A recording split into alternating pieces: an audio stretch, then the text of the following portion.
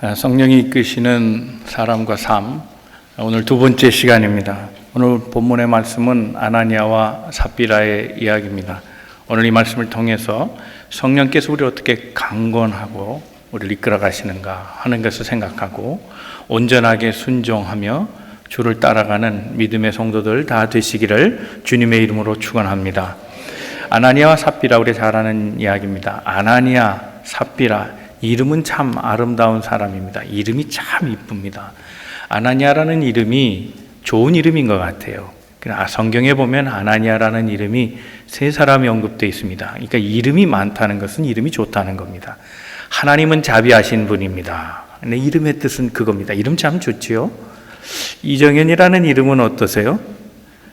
괜찮죠? 이게 중성적인 이름인 것 같아요. 그죠? 남성적이지도 않고, 어떻게 그렇게 50여 년 전에 우리 아버지가 그런 이름을 지으셨는지.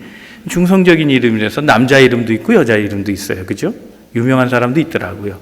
가수도 있고 정치인도 있고, 물론 제가 좋아하는 정치인은 아니에요. 그러나 있더라고요. LA에도 이정현이라는 이름을 가진 목사만 4명입니다.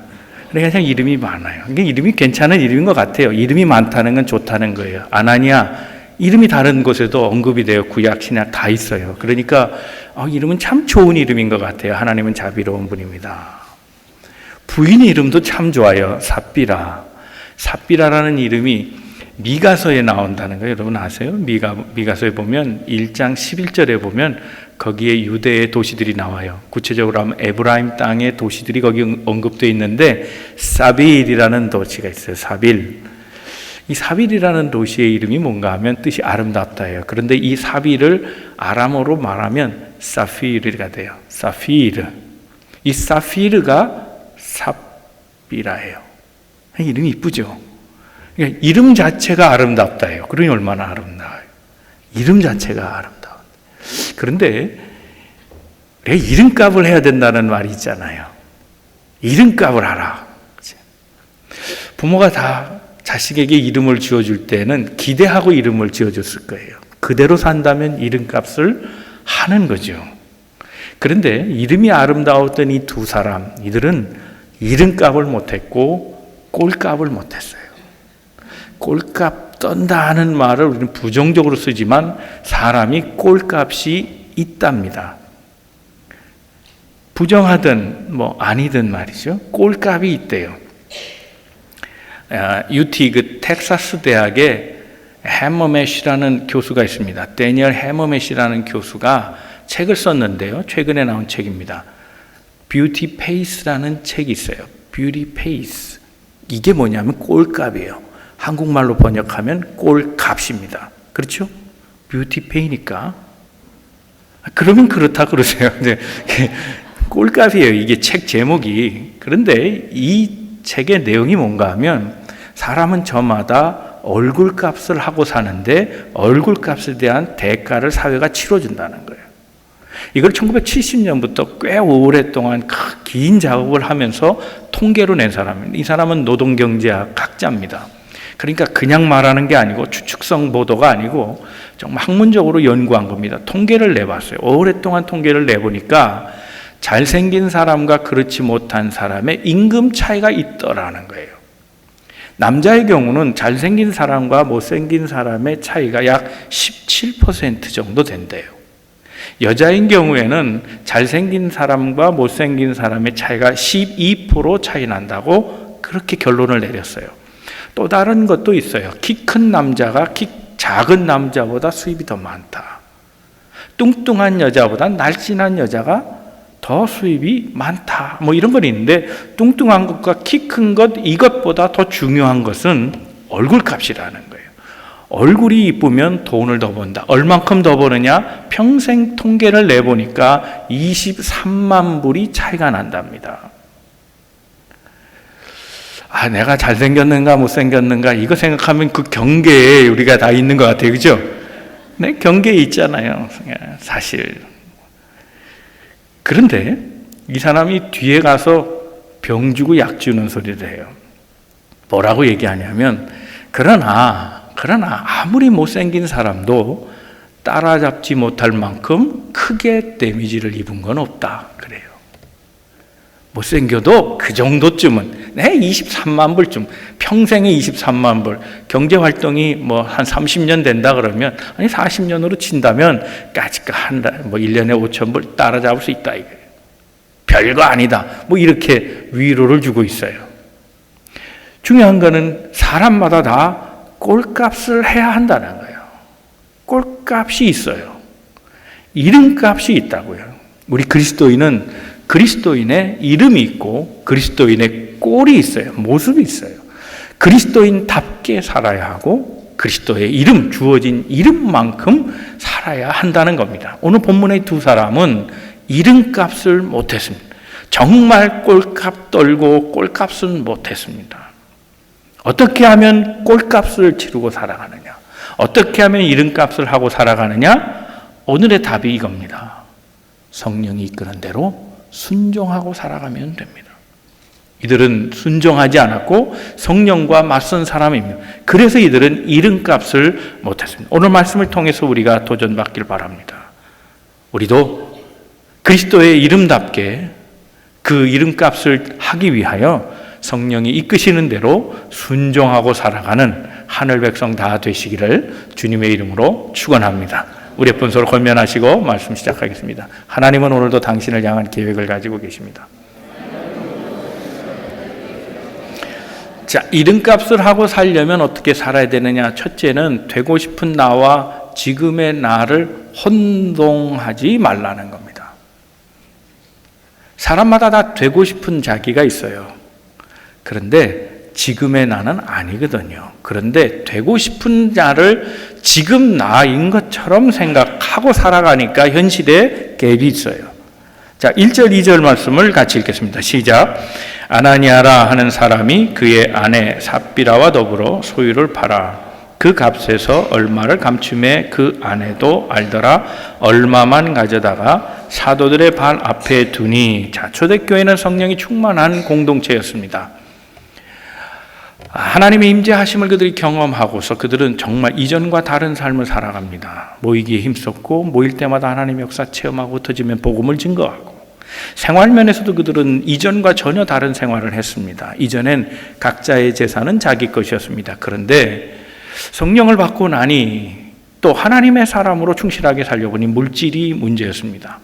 이들은 가난한 사람을 생각하기 시작했고 교회에다 그것을 헌금하면서 가난한 사람들이 자신들의 그 부를 함께 나누어 갖는 것을 이의를 달지 않았고 아무도 그것을 주장한 사람이 없었다는 겁니다. 그래서 가난한 사람이 없는 이상한 공동체가 됐습니다. 많은 사람들이 자기의 재산을 팔아서 그 땅값을 교회에다 헌금하는 일이 생겨났는데 그때의 아나니아와 삽비라도 이와 같은 행위를 합니다. 그런데 문제는 그들이 땅을 팔아 하나님 앞에 드린 그것이었습니다. 전부를 드리지 않고 전부라 말하고 일부를 드렸다는 겁니다. 이 헌금 후에 그들은 죽습니다. 하나님께 헌금하고 죽은 사람, 참 특이한 케이스입니다. 생각해보면 사람이 다 약속은 하지만 그 약속을 다 지키고 살아갑니까? 다 드리겠습니다 말하지만 그러나 다 드릴 수도 있는 거고 드리지 못할 수도 있는 거 아닌가 생각이 됩니다. 그렇지 않아요? 내 것을 가지고 내가 마음대로 조절할 수 있는 거 아닌가 그런 생각을 해보는데 오늘 성경은 그렇게 얘기하지 않습니다. 자, 오늘 본문의 말씀은 누가 썼습니까? 사도행전은 누가가 썼죠? 그렇죠?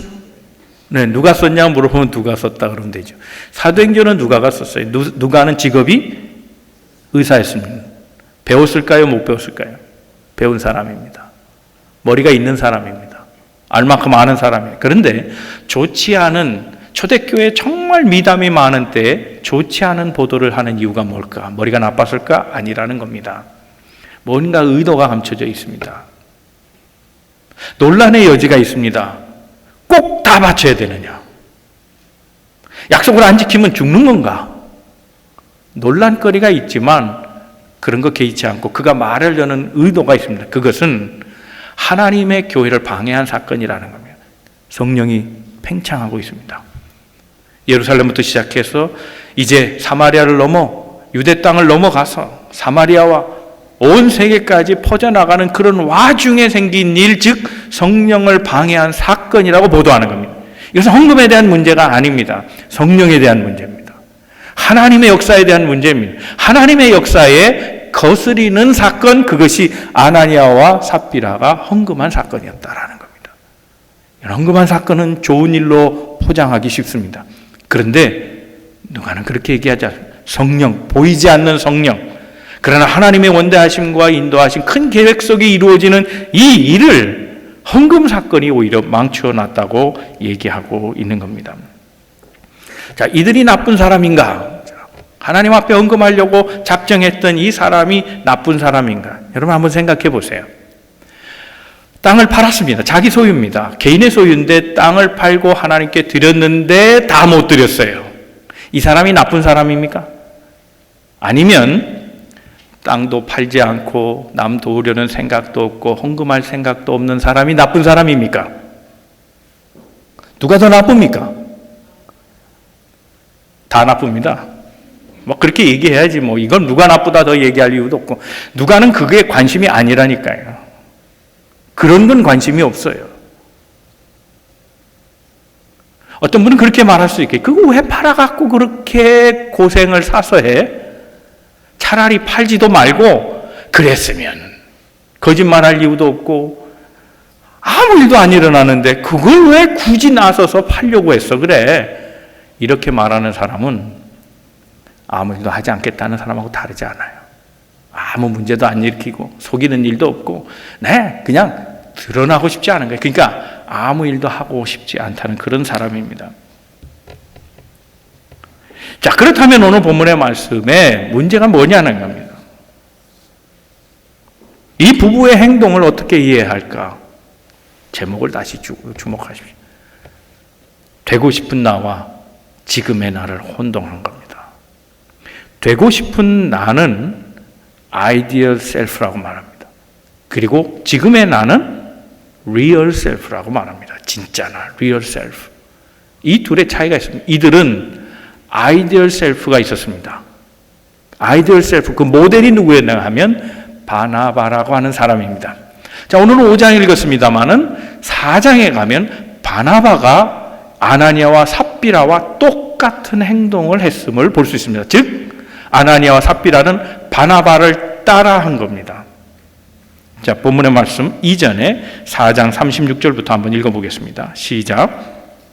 구브로에서 난 레위족 사람이 있으니 이름은 요셉이라. 사도들이 일컬어 바나바라 번역하면 위로의 아들이라 하니 그가 밭이 있음에 팔아 그 값을 가지고 사도들의 발 앞에 두니라 그랬습니다. 아나니아 삽비라가 아이디얼 셀프, 되고 싶은 사람 모델을 누구로 삼았는가 하면 이 바나바입니다. 바나바는 위로의 아들이다, 위로자라 하는 뜻입니다. 그는 정말 이름값, 꼴값을 한 사람이었습니다. 이들도 그렇게 되고 싶었습니다. 바나바가 아마 땅을 팔고 하나님 앞에 드린 사람으로 유일하지는 않을 겁니다. 다만 대표자였을 겁니다. 대표자, 가장 존경받고 인정받는 리더십이었다는 겁니다. 다른 사람도 있었겠지만 특별히 사람을 주목하는 것은 이 사람이 당대에는 가장 되고 싶은 사람이었을 거라는 겁니다. 이는 바울을 도와준 사람입니다. 바울이 사울이었을 때 바울을 중개해 준 사람이고 아나니아에게 연결해 준 사람입니다. 이 바나바는 바울을 도와주어서 안디옥에만 고립되어 있지 않고 선교할 수 있는 길을 열어준 동행자였습니다. 그래서 최초에는 바울과 바나바라는 이름 대신 바나바와 바울이라고 말합니다. 바울보다 앞선 지도자였습니다. 바울을 이끌어주고 나서는 자신은 뒤로 빠져 바울과 바나바가 되는 그런 사람, 겸손한 사람입니다. 1차 여행 때는 마가와 문제가 있었습니다. 마가의 개인 행동으로 인해서 마음이 상했던 바울은 마가와 의절합니다. 이 둘을 화해시키느라고 바나바는 매우 애썼다는 것을 강력하게 화해하도록 다툼까지도 마다하고 화해시키려고 했던 사람이 바나바라는 겁니다. 바나바는 이만큼 겸손하고 중재할 줄 알았고 위로할 줄 알았고 상담할 줄 알았고 많은 사람들을 배려할 줄 알았던 그런 존경받고 싶은 사람이었다는 겁니다. 이 두 사람, 이 두 부부는 바로 이 바나바를 배우려고 했습니다. 따라하면 되는 걸로 알았습니다. 그들이 땅을 팔아 하나님 앞에 드린 것은 그렇게 하면 자신들도 바나바처럼 존경받을 거라고 생각한 겁니다. 그러나 행위를 따라했다고 그대로 되는 건 아닙니다. 겉모양을 따라했다고 되는 것이 아니라 속의 마음이 그렇게 돼야 한다는 겁니다. 사람이 썩은 계란을 다 먹어봐야 썩었다 아는 게 아닙니다. 이 하나의 사건을 보고서도 그의 인품을 볼 수 있습니다. 사람들이 이렇게 하면 나도 존경하겠지. 저 사람만큼 나도 내 재산을 바쳤으니 나도 바나바처럼 존경을 받을 거야 라고 착각한 겁니다. 자, 그렇다면 그게 잘못입니까?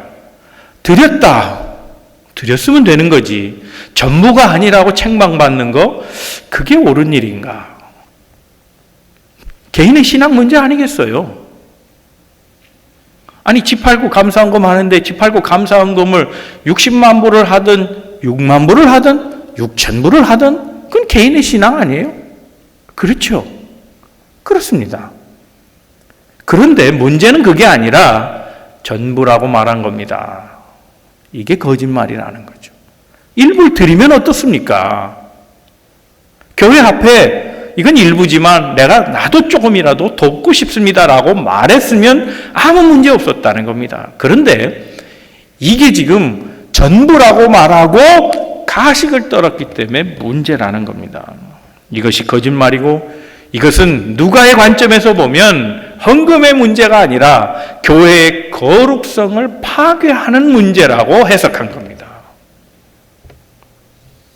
사랑하는 성도 여러분, 실제 내 모습이 되고 싶은 나와 차이가 있어도 아닌 척 하진 마세요. 그냥 인정하면 돼요. 저는 부족합니다. 아직 아닙니다. 그렇게 생각하면 되지, 부족한 걸 감추려고 다 가진 것처럼 행동하지 말라는 겁니다.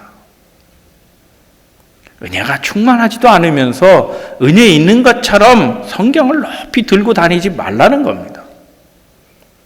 사랑이 많지 않으면서도 사랑 많은 자인 것처럼 하는 것, 인척하는 것, 그런 거 하지 말라는 겁니다. 기도도 많이 하지 않으면서 자기는 기도의 사람인 것처럼 그렇게 말하지 말라는 겁니다. 신앙이 좋은 사람인 것처럼 보이기 위해서 살지 말고 신앙이 좋은 사람이 돼야 되는 겁니다. 척하는 사람이 되지 말고 그런 사람이 되려고 노력할 때에 이 차이가 줄어드는 겁니다. 이 노력은 하지 않고 그저 되고 싶은 사람의 모양만 흉내내고 기도하는 사람처럼 보이고 성경에 능한 사람처럼 보이고 섬기는 사람처럼 보이고 사랑하는 사람처럼 보이고 열심히 있는 사람처럼 보이는 것은 거짓이라는 겁니다. 이것은 교회의 거룩성을 회파하는 일이라는 겁니다. 이것은 하나님의 일, 성령의 확장을 막는 일이라는 겁니다. 하나님은 이것을 싫어하십니다. 그러므로 기도하는 사람이 되십시오. 말씀을 사랑하는 사람이 되십시오. 열심히 있는 사람이 되십시오. 섬기는 사람이 되십시오. 하나님은 이것을 기뻐하십니다. 그것이 다가 아니어도 그렇게 하나님 앞에 자신이 하나님의 사람 되려고 노력하는 것을 받으신다는 겁니다. 사랑하는 성도 여러분, 성령의 이끌림을 받는 사람이 되십시다. 성령이 충만한 척하지 말고 날마다 주의 성령을 마음에 채우고 주의 말씀에 온전히 순종하며 정직한 영으로 하나님 앞에 봉사하고 수고하고 애쓰고 주의 이끌림을 받는 우리 믿음의 성도들 다 되시기를 주님의 이름으로 축원합니다. 두 번째 생각할 것은 하나님과 싸우는 것은 어리석은 일이라는 것을 다시 마음에 새겨야 합니다. 자, 1절과 2절 말씀을 보면 다시 읽지는 않겠습니다. 2절에 보면 이렇게 얘기합니다. 그 값에서 얼마를 감췄다. 자, 땅을 팔았는데 그것을 감췄다라고 말합니다. 감췄다는 말의 헬라 말의 본 뜻은 뭐냐면 노스피조입니다. 노스피조. 이 노스피조라는 말의 본래의 뜻은 뭐냐면 훔쳤다입니다. 자기 걸 자기가 감추었는데 성경은 뭐라고 보도하고 있느냐면 하나님 걸 훔친 거라는 겁니다. 훔쳤다. 남의 거 훔치는 거 아니에요. 하나님께 훔쳤다는 거예요. 훔친 걸로 봐요, 성경은. 감췄다, 훔쳤다라는 말에는 고의성이 드러나 보입니다. 일부러 그랬다는 거예요. 의도적으로 했다는 겁니다. 계획하고 작정하고 그랬다는 겁니다. 아예 훔친 사건으로 보도하고 있습니다. 자, 보세요. 드렸다 말하고 감추었다면 이건 뭡니까? 하나님의 주권을 인정합니다 말하고 뒤로는 아이고 저는 저를 믿습니다 라고 말하는 것과 같다는 거예요. 이렇게 보는 거예요. 처음에 마음 먹을 때부터 그랬느냐? 그거는 아니겠죠. 그러나 그는 하나님의 교회를 속이려고 했어요. 결국 자기 안에 있는 자기, 이 자기와 하나님의 것과의 싸움에서 그는 졌다는 겁니다. 여러분, 하나님과 전투하면 이길 리가 없습니다. 성령과 싸우면 이길 사람이 없습니다. 그런데 우리는 늘 내 안에서 성령과 내가 싸우고 있습니다. 어떤 집사님이 소를 키웠는데 소가 배가 너무 커요. 쌍둥이 같아요. 그래서 목사님한테 다짐합니다. 목사님, 이번에 쌍둥이 나면 한 마리는 제가 교회 바치겠습니다. 소를 낳았대요. 정말로 쌍둥이를 낳았대요. 근데 목사님이 아무리 기다려도 대답이 없는 거예요. 한 마리 바친다 그래 놓고. 말은 안 했지만 기다리고 있었어요. 그런데 얼마 있다가 좋지 않은 소식이 들렸어요. 한 마리가 죽었대요. 그때 와서 얘기하는 겁니다. 이 집사님이 목사님 한 마리 드린다 그랬잖아요. 그런데 하나님의 소가 죽었어요.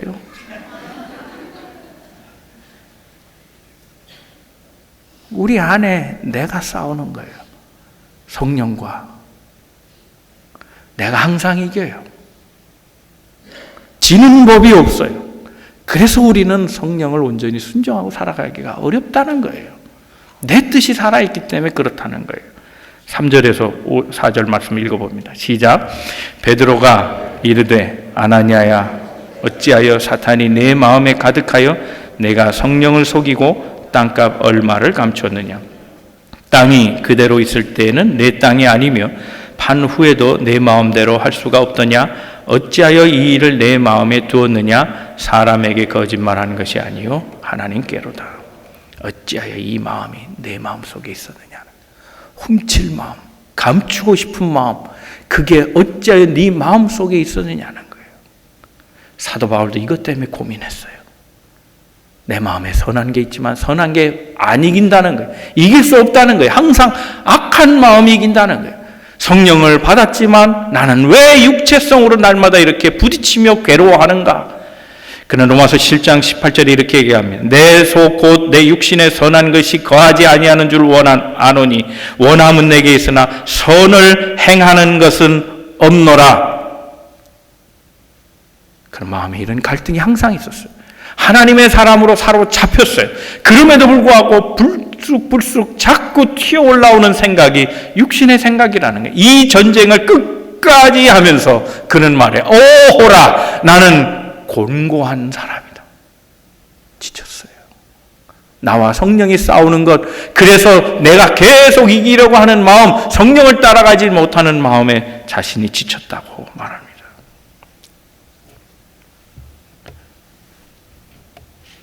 때로 우리는 우리가 생각하는 대로 살아가니까 내가 이기는 거라고 생각하죠.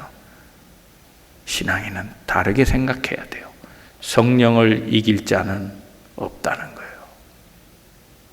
그러므로 성령 충만한 게 답입니다. 예수 믿는 사람은 내 마음대로 사는 게 아니라 성령의 뜻대로 살아가야 합니다. 여러분, 초대교회는 성령 충만을 빼고는 얘기할 수 없었어요. 사도행전 2장에 보면 예수님께서 부활하셔서 제자들과 잠깐 있으시다가 승천하실 때 그들은 위기를 맞아요. 늘 계셨던 주님이 이제 더 이상 계시지 않은 거예요. 그런데 그 위기를 무엇으로 넘겨내냐? 기도하면서 성령 충만을 받고 이겨냈어요. 그 두려움, 그 외로움, 그 빈 공간, 성령이 채워지면서 그들은 이 위기를 이겨내기 시작했어요. 사도행전 12장에 보면 그들은 복음을 전하다가 수많은 사도들과 성도들이 감옥에 갇히게 돼요. 베드로와 요한이 감옥에 갇힌 사건을 보도합니다. 그때 옥문이 열리고 그들은 탈출하게 됩니다. 후에 알게 된 건데 이 일을 위해서 마가의 집에서 교인들이 기도했다는 사실을 알게 됩니다.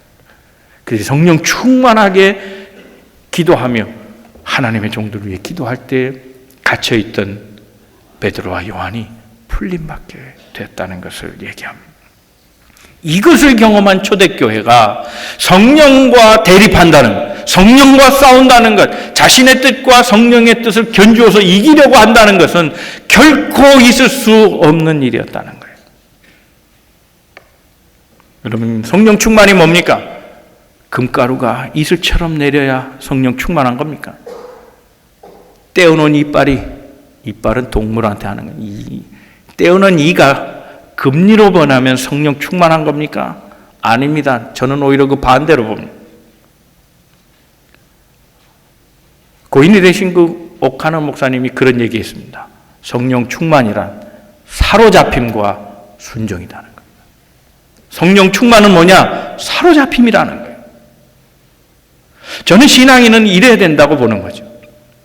사람들은 다 매이는 걸 싫어해요. 그러나 그리스도인은 주님께 매이기를 소원하는 거예요. 제발 좀 매주세요. 묶어주세요. 그리스도인들은 세상 사람들이 방종을 원하고 자기 해방을 원하지만 그렇지 않아요. 주 안에서 구속되기를 원해요. 저를 좀 주여 성령 안에 가둬두세요. 신앙생활이란 이렇게 하는 거예요. 주님 제발 저를 좀 당겨주세요. 일하게 해주세요. 엎드리게 해주세요. 봉사하게 해주세요. 사용해 주세요. 이렇게 말하는 사람, 싫어요, 안 해요, 못해요가 아니라니. 이것을 다른 말로 순종이라고 말하는 겁니다. 그게 성령 충만이라는 겁니다.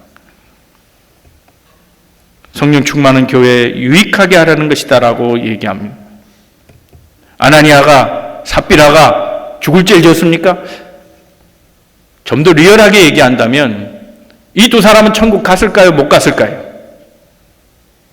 누가는 관심 없어요. 이들이 천국을 가든 지옥을 가든 누가는 그거 신경 쓰려고 기록해 놓은 게 아니에요. 누가는 이 초대교회가 이 두 사람 때문에 피를 봤다는 거예요. 이 두 사람의 마음 때문에 피를 본 거예요. 죽음이라는 피를 봤어요. 성령의 역사에 그들은 찬물을 끼얹었어요. 교회가 상처를 입었습니다. 성령을 막아서는 일을 하면 안 된다는 것을 누가는 지적해 주는 겁니다. 개인의 생각이나 취향이 교회를 이끌어가면 안 됩니다. 개인의 의도가 교회를 이끌어가면 안 됩니다. 성령이 이끌어가는 교회여야 한다는 겁니다.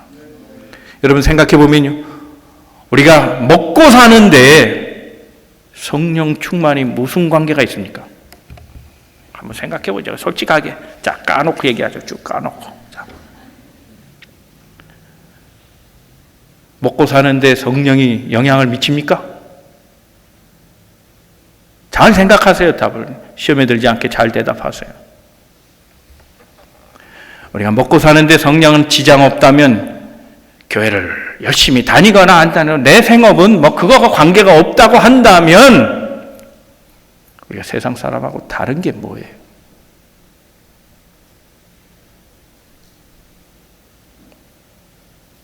무엇으로 우리를 그리스도인이라고 말할 수 있겠습니까? 그것 이상이어야 되지 않겠어요? 나는 성령 없이는 살 수 없습니다. 성령 아니고는 나는 정말로 한시도 내 삶은 유지할 수 없습니다. 성령 아니고는 나는 한시도 내 앞길을 알아갈 수 없습니다. 그렇게 고백하는 게 그리스도인 아니냐 말이에요. 성령이 없다면 나는 아무 사람이 아닙니다 라고 말하는 그런 사람이 되어야 합니다. 성령이 간절히 필요한 사람이 되기를 바랍니다. 성령을 사모하는 우리 모든 성도들 다 되시기를 주님의 이름으로 축원합니다. 세 번째 생각할 것은 신앙의 불순물을 제거하자는 겁니다. 이 사건, 아나니아 삽비라의 사건은 초대교회 불순물을 제거한 사건입니다. 불순물이 뭡니까? 초대교회 불순물, 불순종입니다. 이 불순종이 제거되는 사건이었습니다. 성령이 말씀하실 때 성령이 원하신 일에 순종하는 것, 그것이 교회고 교인이어야 합니다. 이것을 애써야 합니다. 우리의 니드가 있죠. 그래, 우리의 니드가 항상 성령의 뜻을 이길 때가 있어요. 먹고 사는 일, 그게 더 급해요. 그것 때문에 신앙도 존재하는 거예요. 그것 때문에 교회도 다니는 거예요. 그렇지 않아요? 내 먹고 사는데 도움을 받으려고 교회 다닌다면 성령이 이끌어가는 게 아니라 내가 성령을 이끌어가는 거 아니냐 말이에요. 때로는 우리의 니드가 우리를 이길 때도 있지만 정말로 생각해 본다면 이 니드조차도, 즉 먹고 사는 일조차도 하나님이 책임져 주셔야 되는 거 아니냐 말이에요. 이거 아는 게 그리스도인이에요. 왜 먹거리, 우리 먹고 사는 이 문제는 하나님의 영역이라고 생각하지 않냐 말이에요. 그것조차도 하나님이 우리 삶을 인도해 주셔야 하는데, 아나니아와 삽비라는 교회가 원하니 땅을 팔았습니다. 시작은 그렇게 했습니다. 순종하는 것처럼 보였습니다. 그러나 끝까지 하지는 않았습니다. 이게 문제입니다. 순종은 끝까지 하지 않으면 순종이 아닌 겁니다.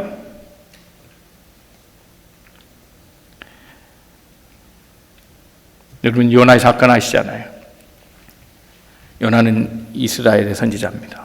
외국의 선지자가 아닙니다. 그런데 하나님 외국에 가서 복음을 전하랍니다. 그것도 자기 민족을 어렵게 했던 아수르로 가서 복음을 전하라는 겁니다. 그런데 싫었습니다.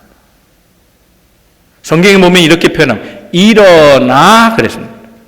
일어났습니다. 하나님의 음성을 듣고 일어나기는 합니다. 그런데 니느웨로 가지 않고 다시스로 갔다 그랬습니다. 하나님께서 니느웨로 가라 그랬습니다. 그런데 그는 일어나 순종하는 것처럼 보였지만 결과는 그 마지막은 끝이 달랐습니다. 다시스로 갔다는 겁니다. 일어나기는 했습니다. 절반의 순종입니다. 그러나 딴 곳으로 가는 것은 불순종입니다. 그러면 여러분, 순종 가운데 불순종이 있다는 사실도 우리가 경계해야 될 일입니다. 온전한 순종은 자기의 뜻이 들어가지 않습니다. 왜 하나님은 니느웨로 가라 하시는가? 니느웨 백성은 죽어야 마땅하다. 이 생각을 바꾸지 않았습니다. 자기 생각으로 하나님의 뜻을 이용한 겁니다. 순종은 내 생각을 버리는 겁니다.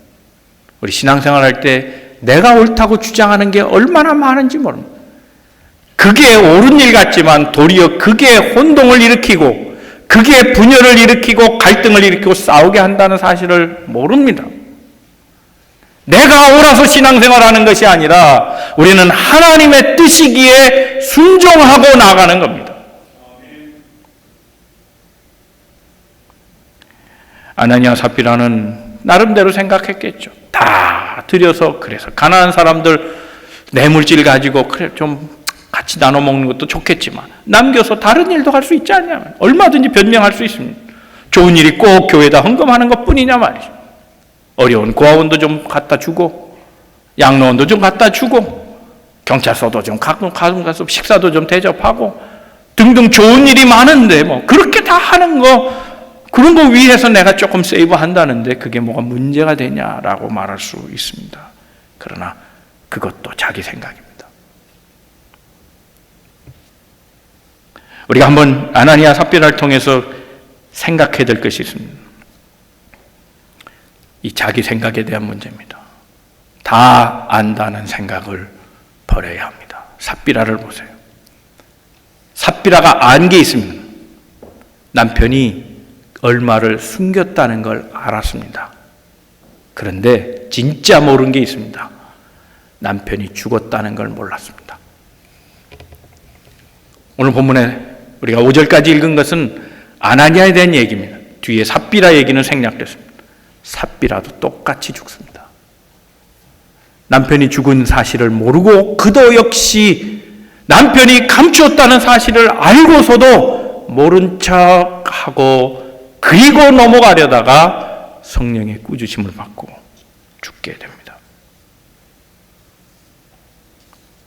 7절 8절 말씀입니다. 다 같이 읽겠습니다. 시작. 3시간쯤 지나 그의 아내가 그 일어난 일을 알지 못하고 들어오니 베드로가 이르되 그 땅 판값이 이것뿐이냐 내게 말하라 하니 이르되 예 이것뿐이라 하더라. 여러분 우리가 다 아는 것 같지만 정말 중요한 것은 모를 때가 있습니다. 내 목숨과 바꿀 만한 중요한 사실을 모르고 지나갈 때가 있다는 겁니다. 아는 척하다가 죽었습니다. 나는 지금을 보지만 하나님은 끝을 보시는 분이라는 겁니다. 생각해 보세요. 땅을 팔거나 땅을 팔지 않거나 우리의 고백은 뭡니까? 이게 다 주님 겁니다. 드리기 이전에도 다 이게 주님 거라는 거예요. 만물은 다 하나님 것입니다. 인생은 하나님 움직이십니다. 그러므로 순종해야 합니다. 왜 이렇게 해야 합니까? 우리가 순종이 어려운 일은 뭡니까? 하나님의 뜻을 다 몰라서 그렇잖아요. 그러나 끝을 아시는 분은 하나님밖에 없다는 사실. 그래서 하나님께 순종해야 하는 겁니다. 사업을 할 때는 묻고 따지십시오. 그러나 영적인 일에 있어서는 무조건 순종하십시오. 영적인 싸움은 이기는 게 아닙니다. 도리어 지는 게 이기는 겁니다. 인생을 좀 살 만큼 산 분들은 이런 얘기를 하면 이해가 돼요. 젊은 분들은 이게 이해가 안 돼요. 이기는 게 이긴 거지. 아직도 혈기가 많은 사람은 꼭 남하고 이기려고 해요. 말로 이기려고 하고 뭘로 이기려고 하고. 근데 인생을 좀 깨달은 사람들은 지는 게 이기는 거라는 걸 알아요. 특별히 영적인 부분, 신앙적인 부분이 그래요. 지는 게 이기는 거예요. 성령에겐 이길 자가 없다는 겁니다. 결국 순종은 지는 것처럼 보이지만 그게 이기고 사는 겁니다. 여러분, 이 아침에 우리가 우리 안에 있는 성령의 역사를 거스리고 온전히 순종하지 못한 불순물이 무엇인지 제거하는 시간 되기를 주님의 이름으로 축원합니다. 그것이 불순종입니까? 게으름입니까? 미움입니까? 사랑이 없음입니까? 의심입니까?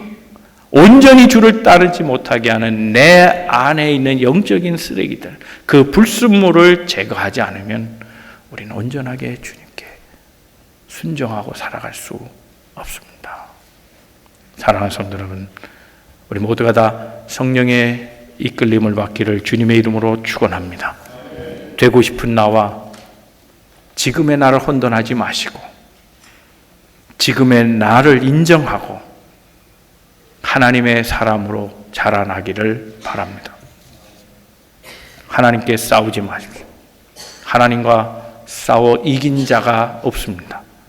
온전하게 순종하십시오. 내 마음에 두 법이 있을 때 하나님의 법을 택하고 살아가십시오. 온전하게 순종하지 못한 것 살피십시오.